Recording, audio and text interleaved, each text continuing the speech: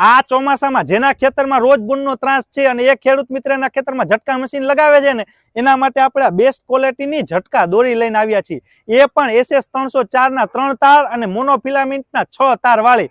કાટ નહીં લાગે અને વર્ષો સુધી સડવાનો પણ પ્રશ્ન નહીં રહે, કેમ કે મોનોફિલામેન્ટ વાયર છે, તડકાની અને વરસાદની અસર થશે નહીં। અને 1 કિલોમાં ખેડૂત મિત્રો 650 ફૂટ જેટલી નીકળશે, એટલે નોર્મલ ક્લચ વાયર અને નોર્મલ ગેલ્વેનાઇઝના વાયર કરતાં પણ તમને ઓમ સસ્તી પડશે।